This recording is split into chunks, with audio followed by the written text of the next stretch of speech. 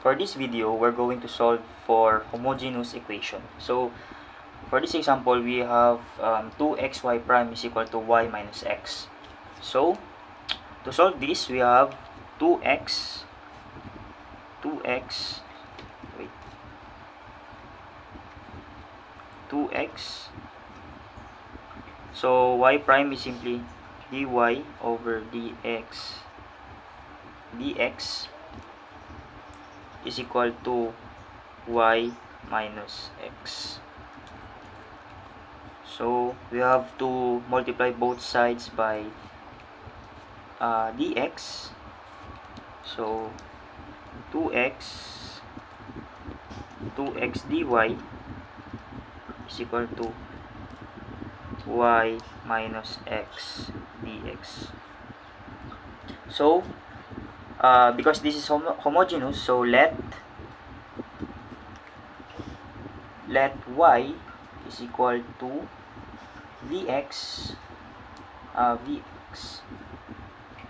dx and dy must be equal to v dx plus x dv. So let's substitute the value of y and the value of dy. So for 2x dy, we have 2x times the value of dy, which is v dx plus x dv is equal to y is vx minus x dx. Now, using distribution, we have to distribute 2x to v dx plus x dv. So 2x times v dx is simply 2vx dx plus 2x times x dv is 2x squared dv. And to the other side, we have vx minus x, so multiplied by dx, so vx dx minus x dx. And next, we have to combine like terms, so 2v dx must be separate to 2x x squared dv, so kailangan natin ilipat sa kabila. So we have 2x squared dv is equal to v dx minus x dx minus 2vx dx. So vx pala, bx. So since magkapareha sila, so we have to subtract. So we have 2x dv minus vx minus 2v vx is simply vx. So we have vx dx minus x dx. Next, since pala mas malaki yung negative 2vx sa vx, so gagayahin natin yung sign ng negative 2. So negative vx dx.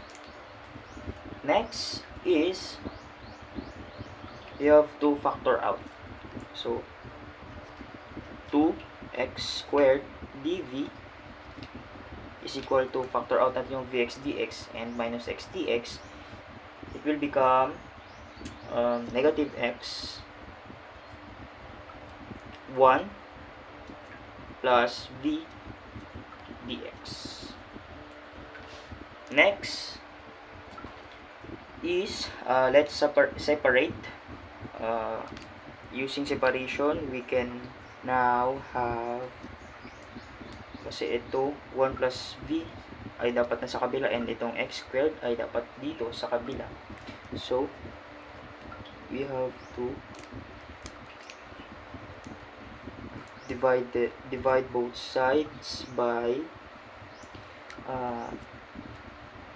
2x squared times 1 plus v,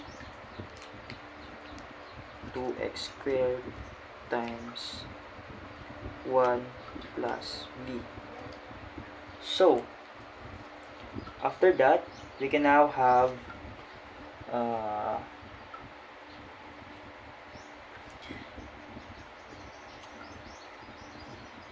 dv is equal to 1 plus v is equal to, naiwan yung negative, so negative dx over 2x. So next is we have to integrate the following. So after separation, you have to integrate. So integration of this and the integration of this. So dv over 1 plus v. So we have to let u is equal to 1 plus v. And du is simply dv. So upon substitution, we have to substitute the value of u and the du. Okay, so dv is simply equal to du. So du over u is equal to negative 2 dx over 2x. So du is simply ln u, and the value of u is 1 plus v plus c is equal to the integration of dx over 2x. So we have to ilabas natin yung 1/2. So 1/2, and ang naiwan is dx over x, which is simply ln of x. Next is we have to multiply both sides by negative 2 para maalis yung negative 2. Okay? 1/2 pala. Negative 1/2. So, pag na-multiply na natin siya both sides by negative 2, we can obtain negative 2 ln of 1 plus v plus c is equal to ln of x. So, since we have our condition y is equal to vx, so i-erase na natin dito sa kabila.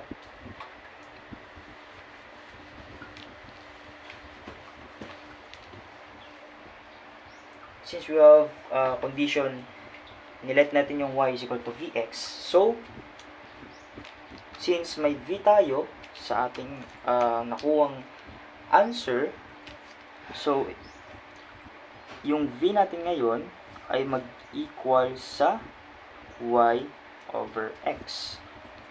So, let's substitute negative 2 ln 1 plus y over x plus c is equal to ln of x. Tama. And after that, we have to use exponential. So that we can cancel the ln. So exponential e raised to e. So negative 2 ln of 1 plus y over x is simply x squared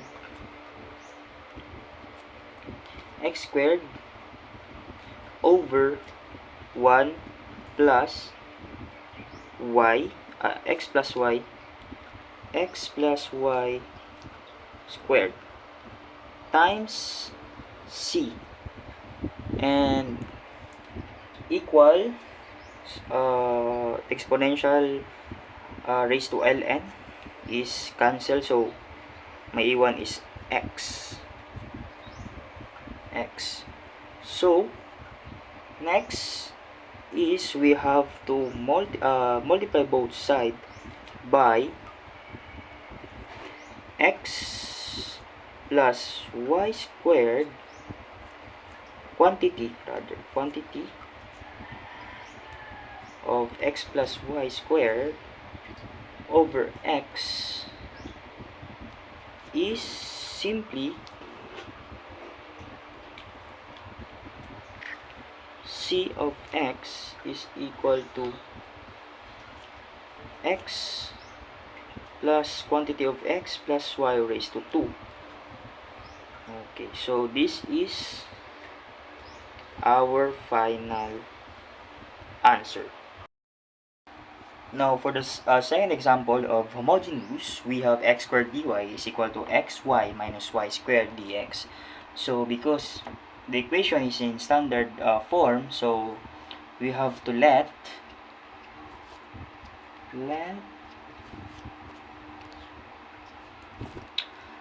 y must be equal to vx, and dy is equal to v dx plus x dv. Now, let's substitute the following. We have x squared times dy, which is v dx plus x dv, right, equals xy, so y is vx, so let's multiply x to vx, so we have vx squared minus y squared, so y is simply vx, and let's distribute the 2, the raised to 2, to v and the x, so we have v squared times x squared, alright, and times dx. Next is to distribute the x squared to v dx and x dv, and also the vx minus v squared x squared to dx. So we have x squared times v dx is v x squared dx plus x cubed dv, and sa kabila is v x squared dx minus v squared x squared dx. Next is to combine like terms. So, vx squared and the vx squared sa kabila is ma-cancel out natin. So, cancel out. So, we have x cubed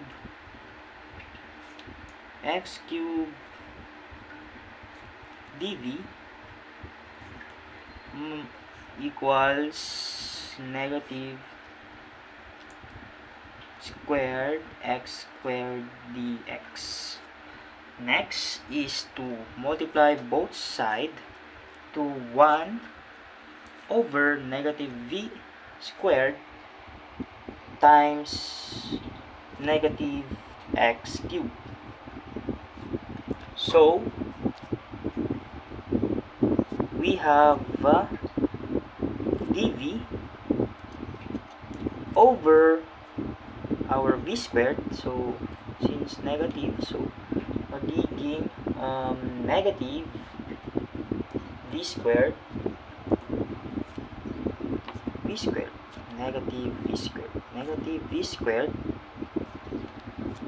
equals, so the x squared is x squared, so hindi pala siya negative, no?